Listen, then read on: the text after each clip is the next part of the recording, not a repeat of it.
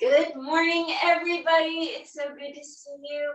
Happy Thursday. My name is Mary Frances. I am one of Kanju Mali's students. Welcome to Medical Qigong practice. Today, we're going to be doing most of the emphasis is going to be on the 2 basic 8 exercises that we've gone over so far. And then we're going to briefly go over the Golden Eight, which is the series that we've been working on. So let's go ahead and open up for our warm-ups. We're going to be doing a tapping exercise to warm up today. Settling into the space, the feet are parallel so that the channels are open evenly in the front of the body and in the back of the body. Tip of the tongue is touching the roof of the mouth, helping to create that connection or strengthen that connection between the front and the back of the body. We're breathing in and out through the nose, softening the knees, relaxing the low back, relaxing the shoulders, and allowing the very top of the head to reach up into the sky. From here, the right hand is going to be in a loose fist. We're starting our tapping 3 to 4 finger breaths beneath the belly button. That's our lower down spine.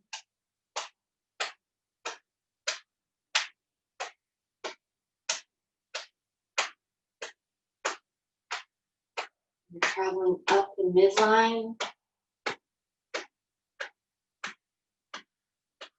allowing the mind's eye, the mind intent to connect to that area that we're activating through the tapping. Warming up the body, warming up the tissues.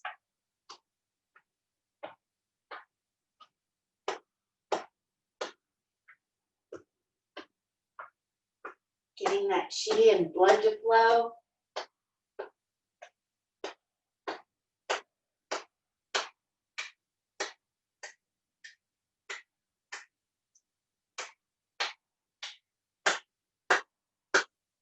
Letting the mind relax into the breath.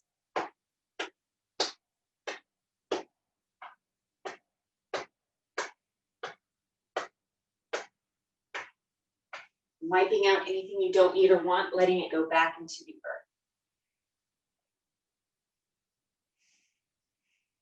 Switching sides.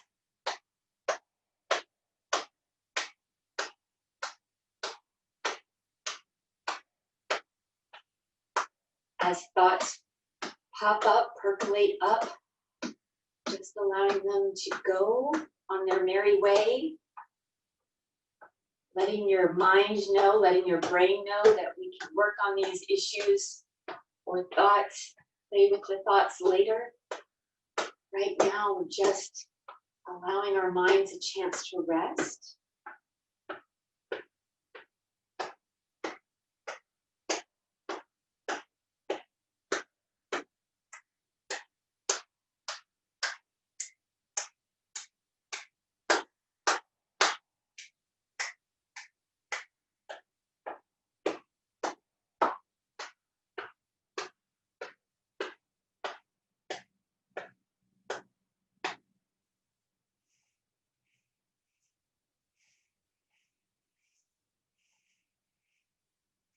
Opening up our stance so that we can start activating the channels in the lower half of the body now.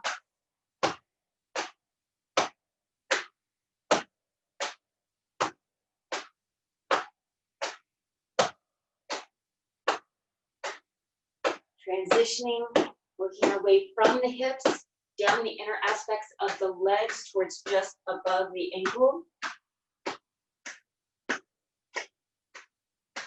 Then coming to the outside of the legs, working our way back on up towards the hips, towards the glutes.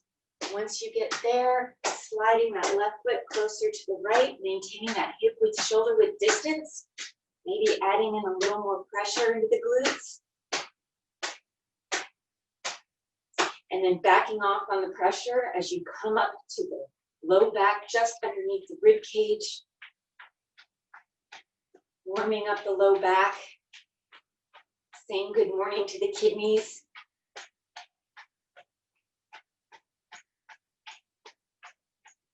And then placing the palms at the low back, circling down the sides and up the spine.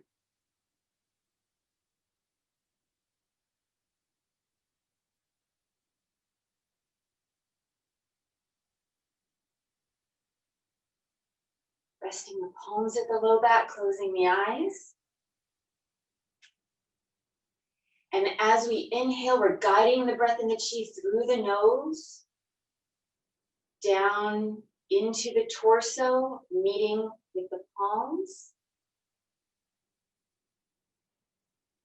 And as we exhale, allowing the energy to flow freely to wherever it's needed within the body.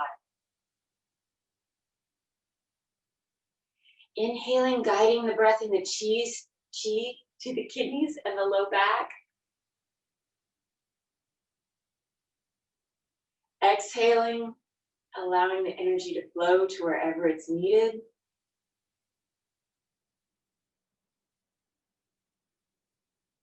Inhaling and exhaling at your own pace. Allowing the mind to relax. Allowing the body to relax.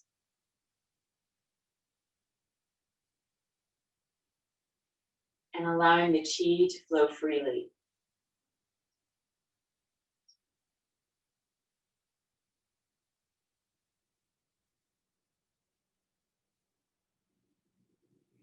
When you're ready, gently opening the eyes, letting the arms come back down to the sides and closing by bringing that left foot back to the right.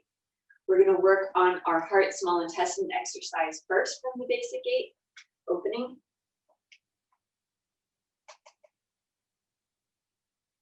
Gathering, creating those strong claws in front of the lower dantian. Inhaling.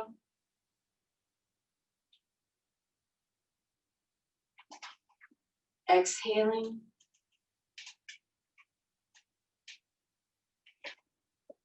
In as we draw the hands up.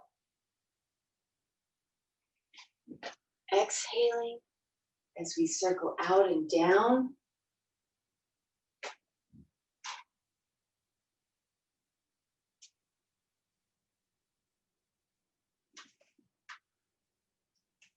Starting to work at your own pace, allowing the breath to draw the movement forward.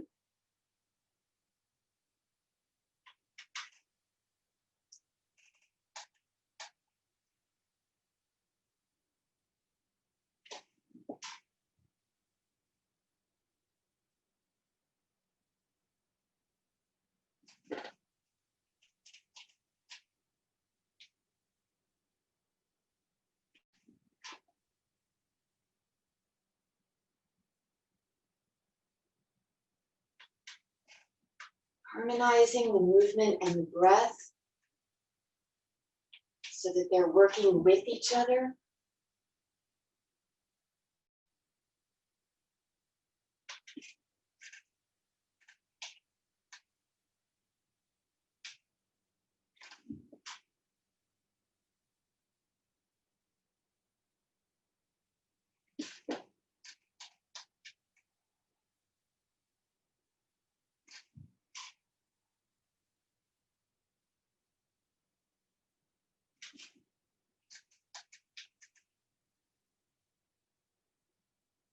And about one more.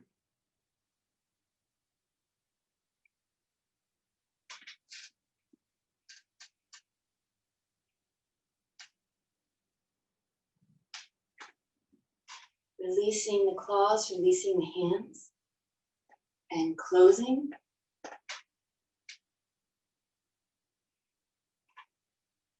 Our second exercise from the basic 8 is going to be the Sanjiao exercise. Starting with the feet together. Bringing the palms up. Inhaling. Exhaling.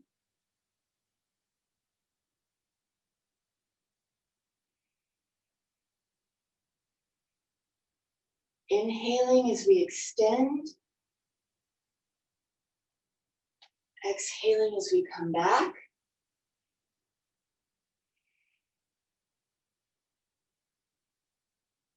Inhaling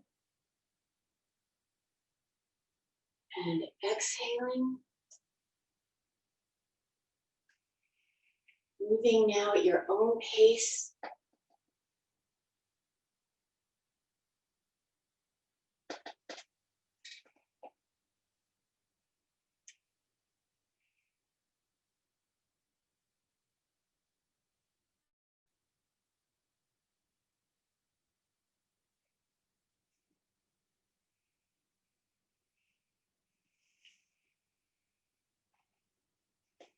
Enjoying that expansion and that contraction of breath and movement working together.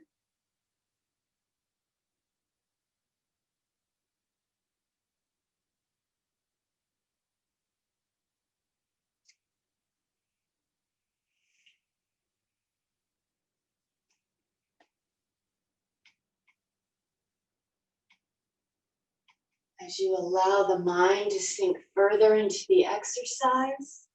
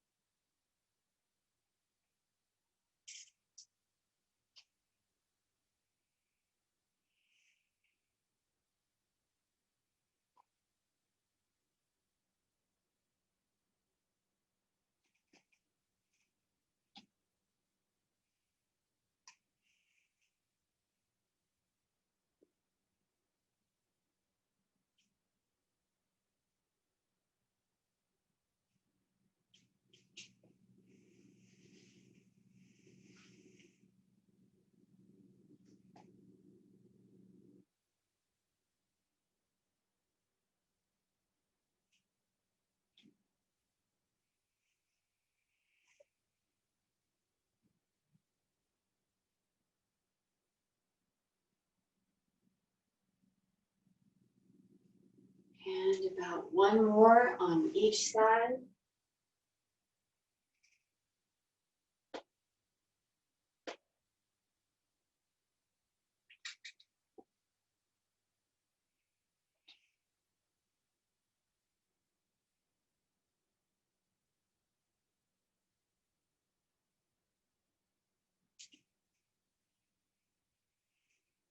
And closing. Continuing on now with our review of the Golden Eight series. Opening. Reach for happiness, our lung and large intestine exercise. Inhaling. Exhaling. In and out. Inhaling. Exhaling. In and out.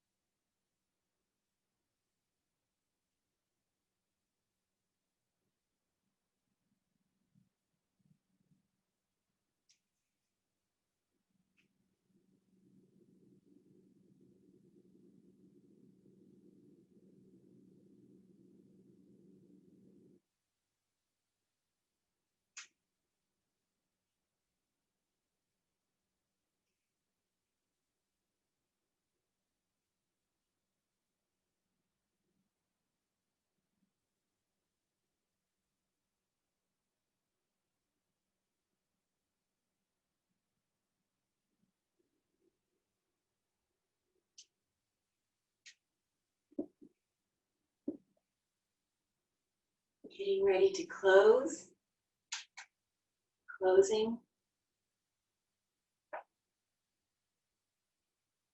Our heart, small intestine exercise, the archer. Inhaling and exhaling. In and out. Continuing on.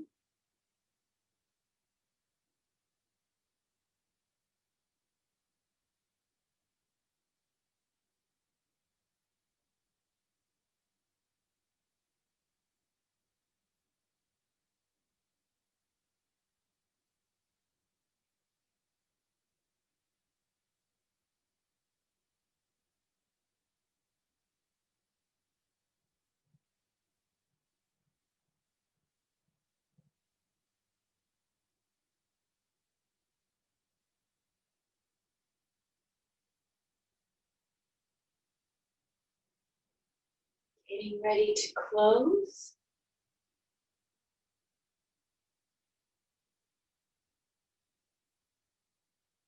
And closing. Our spleen stomach exercise between heaven and earth, opening. Inhaling. Exhaling. In.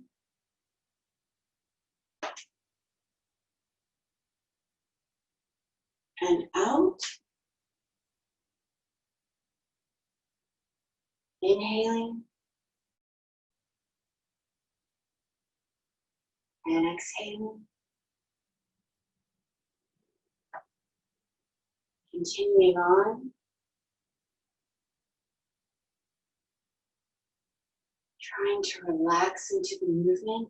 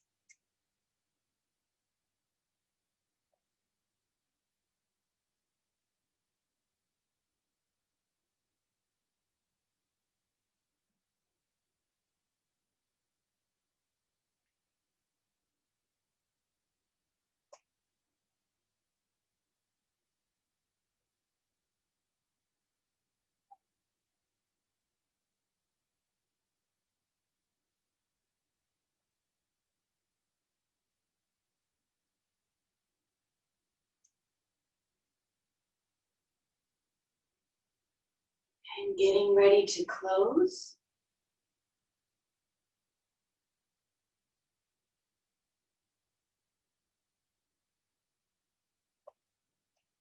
Closing.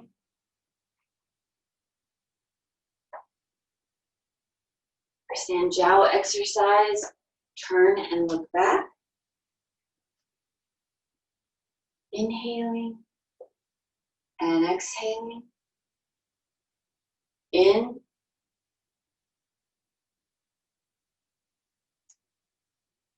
and out.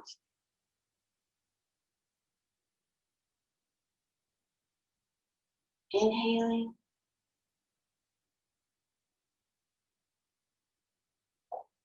and exhaling.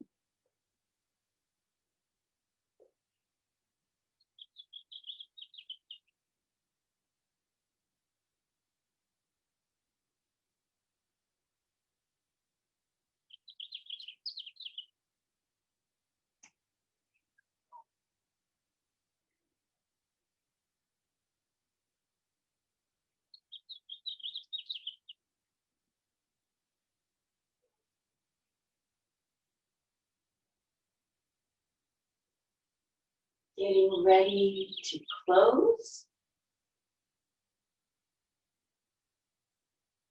Closing. Twist and release liver and gallbladder.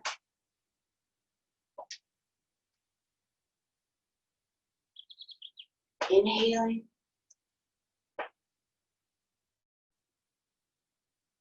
And exhaling. In. And out.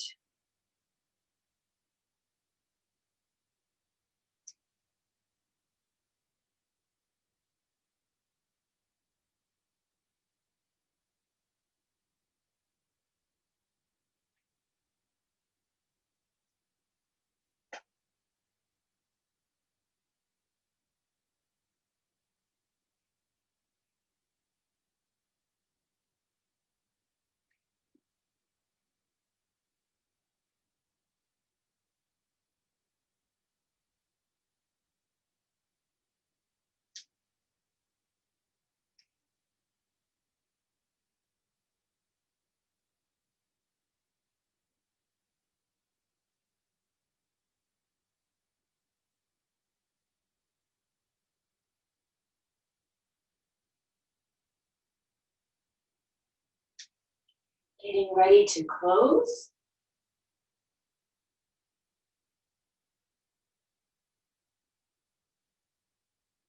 Closing. Our kidney urinary bladder exercise been for health. Inhaling.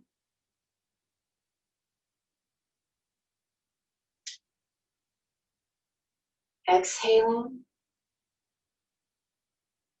In and out. Inhaling and exhaling.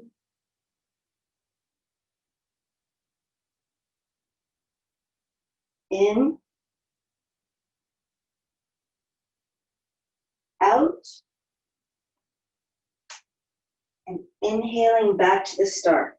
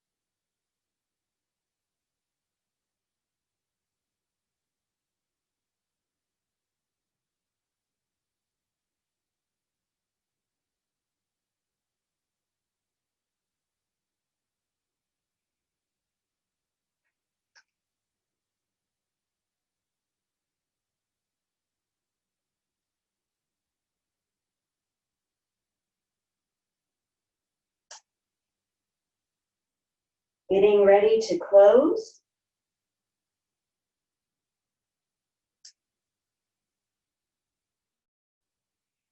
Closing. Our Ren channel exercise, energy punch, opening.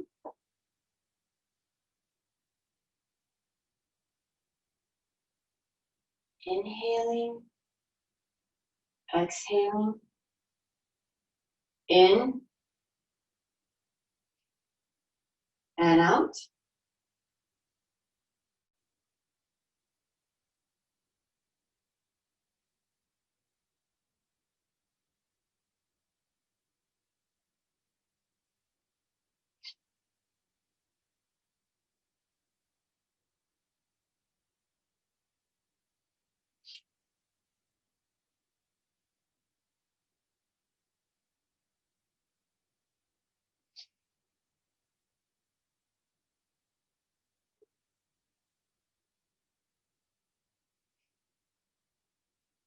Getting ready to close.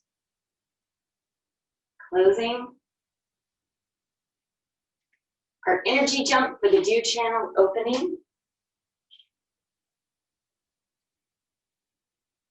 Inhaling and exhaling.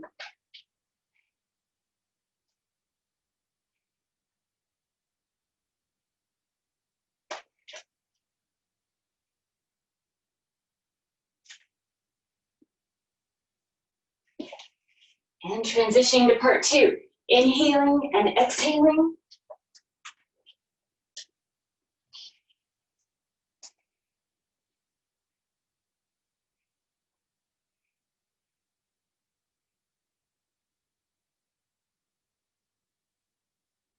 Closing.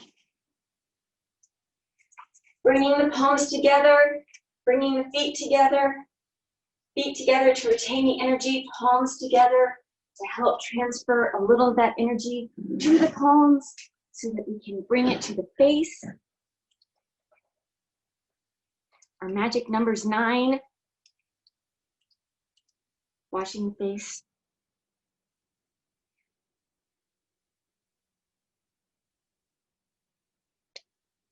And wiping the brow and underneath the eye.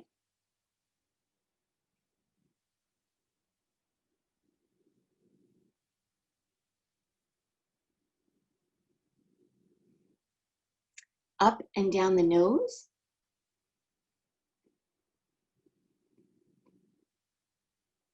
and. Circles inward and outward, lower, mid, and upper aspect of the nose.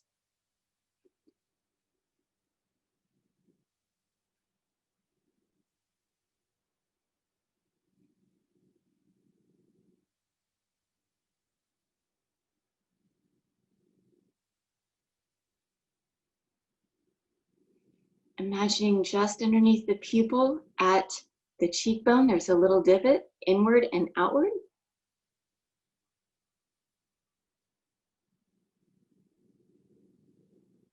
And then taking all the fingertips, dredging the channels of the scalp.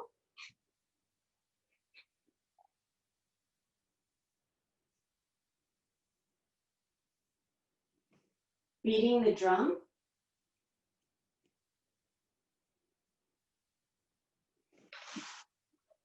Grasping the ears.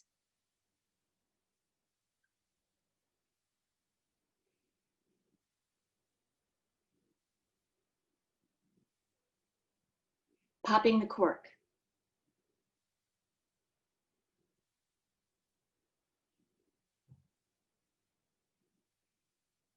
One fingertip on the filter and the other on the mandibular crease, inward and outward.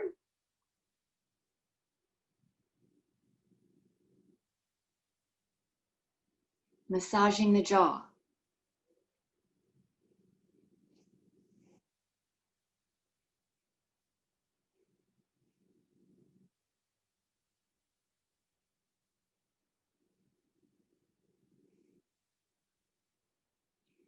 Now our number changes to 12, 12 times total or 6 times each side, brushing down the throat.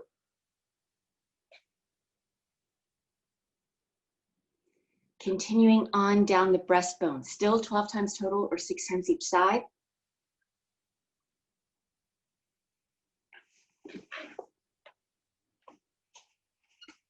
Placing the palms at the lower dantian, closing the eyes.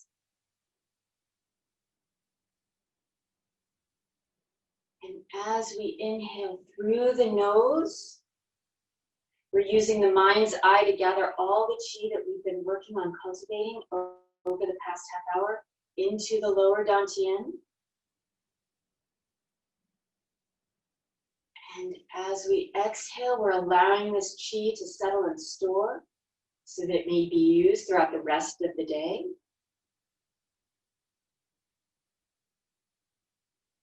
Inhale, guiding the breath and the chi to the lower dantian, allowing it to fill up.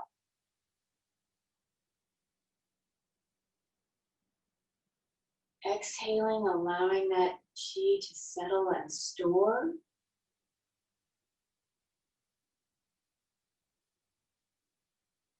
Inhaling and exhaling at your own pace.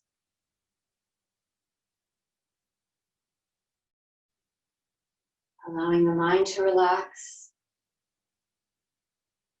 Allowing the body to relax.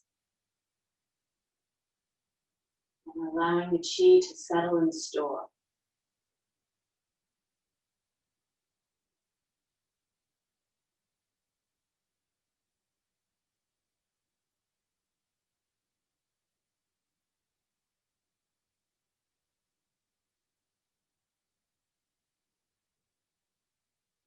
Thank you everyone. Henry, please take over. Hi, good morning. I'm in the office today, so greetings, slowly opening back up. So welcome to my downtown office, if you're wondering where I am. So thank you for joining us today. Thank you, Mary Frances, for leading practice. We're talking about control cycle. We started talking about that yesterday. Basically, we're looking at each element has kind of its weakness, kind of its kryptonite, and usually it's the element that's 2 elements before. So I'll pull up the chart in a moment. But basically the idea is that if you have too much, like in Chinese medicine, we look at if you have too much of something, if you have too little of something, we look at that as an imbalance, okay? So if too much of something, we say that we have an excess. If we have too little of something, we have a deficiency, okay?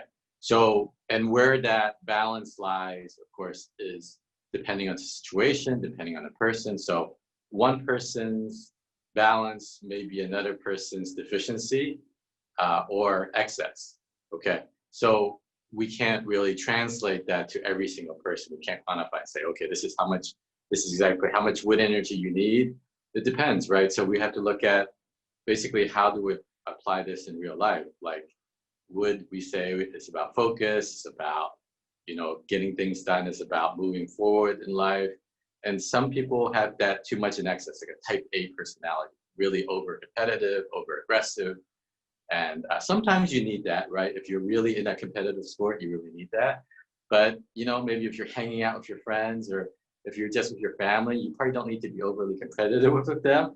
Okay. So that's why we want to look at it in the context. So there's always a normal, there's always something, maybe excess or deficiency. And you really have to be in the moment for that. So let me pull up the chart just so that we're all in sync. And you guys have seen this many times before. Okay, so just to quick review. All right, so control cycle is two elements later. So we say wood, then controls earth, right? Because it's two elements after. Fire controls metal. Earth controls water.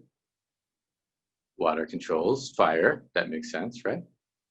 And I think that's everything. Yes, okay, good. So we talked about, basically, we talked about what controls wood, and that was metal. Yesterday, we talked about what controls fire, and that was water, and what controls earth, and that was wood. So now we talk about metal, and what controls metal is fire. And we look at that as, wait, did we talk about that? Okay. Yes, we did. Okay. So, okay, so we talk about what metal controls. That's what it is. Okay, so it's reversed. So what metal controls is wood. So how do we see that in real life? All right, so let's see. You see my hair? Okay, it's overgrown, right? Okay, so you can look at that as overgrown wood. All right, you look at some plants in your garden, you look at some trees that haven't been trimmed, it's kind of going a little bit crazy. All right, so you can look at the metal as kind of those shears or those clippers to help trim back the wood so that it stays focused, right? Because otherwise wood can grow like maybe in all different directions. And you kind of want to keep it focused and concentrated so that wood remains its focus. It does best when it's really honed in on one thing. When you give it 10 things to do, it gets scattered. It doesn't know what to do. So that's why you really have to trim that wood sometimes, right? Trim your hair. Even if you have long hair, sometimes you want to trim it, like get rid of split ends or whatever. So that's one analogy. The other analogy is like, yeah, those bonsai trees, right? Those little trees, and you see like Mr. Miyagi in Karate Kid, like trim them, like the little things. So he used these little metal scissors to trim. So that's what we look at in life is the metal helps keep the wood from going out of control, right? Control cycle. All right, so let's go back. Whoops. Let's go back to that chart again. And then we can look at how water controls fire. Okay, so we kind of understand now how metal works on wood. And now we're going to look at how water controls fire. This one is pretty obvious, right? If you have a large fire and you try to put it out, because fire is, if you have too much fire, then it's out of control, it's blazing, there's a big fireball. And so you want to kind of tamp it down. So you use water to do that. Water is most effective in doing that. Now, when we look at the emotions, right? Like fire is about leading from the heart. So it can be spontaneous, it can be really in the moment. Whereas water can be quite the opposite. It can be scattered a little bit too, but in a very different way. But what it does is that the fire has more in the moment versus water is more about thinking of dreaming, imagination, kind of these bigger things, philosophy. So it helps balance that fire energy, because that wisdom from the water helps the fire stay under control. Otherwise, without that wisdom from the water, the fire just keeps on blazing. Let's see. So that's one example of water, how water does it. So again, like in real life, it makes a lot of sense. This one's quite easy. And then we talked about the other elements. So, we got to think about how do we use this in real life, right? Because like, okay, well, if I have too much fire, okay, then I need to get some water. What does that mean? It could mean physically, like you jump in the pool and then cool off. It could also mean you surround yourself with some water people to help you kind of calm down the fire a little bit, help keep it under control. It could also mean, doing some of your kidney exercises. So in Qigong, so you have a lot of fire, you have an excess fire. You can use some water exercises, some water meditation to help keep that fire under control. Now, you don't want to totally, put out your fire, because then that's the opposite. Then you have a deficiency. So really, it's about maintaining control. It's like on your stove, that burner, right? So you want to hit the right level of flame. You don't want it to be like 200. You don't want it to be 0. And you also have to acknowledge your gifts. And a lot of people, we aren't comfortable with our gifts. Okay, we don't like to use it because maybe it makes other people uncomfortable. It makes us uncomfortable. But sometimes you really want to own your gifts. So don't look at, so you feel like, and sometimes society tells us like we have too much of an element. Sometimes it's for a good reason. So you want to know, the right circumstances when you just want to let it out. And then other times when you say, okay, well, I've got an interview, a job interview, and I need to, keep some things, kind of under control, then yeah, like if you have a lot of wood, you have a lot of that over competitiveness. That's fine in some situations, but other situations you kind of want to just, be able to keep a level head. And that's what we mean by when wood bends, it doesn't break. But you don't want wood that's too stiff, that it's unbendable, that it's not able to yield. You want something that's able to flex and be able to go with some of life's unexpected circumstances and still be you. You don't want to break because you're so difficult to work with. And you also don't want to bend too much that you also lose yourself. So in each of these elements, okay, whatever you are, you want to be able to acknowledge and use your own gifts, but able to use these other elements to help you, depending on what life throws at you. Okay, so we're going to talk a bit more about that tomorrow for Friday, but hopefully now you have some understanding of how the control cycle works. Basically tomorrow I want to talk about what's excess and what's deficiency, right? So I want to talk a little bit more about how you sort of understand that, and therefore like, okay, well, this time I should use control cycle versus I should use the generating cycle. I know there's a lot of terms with this, but I hope giving these things to you in layers helps you kind of put these things together. All right, so thank you very much for joining us today, and we'll see you tomorrow at 8:15 for practice.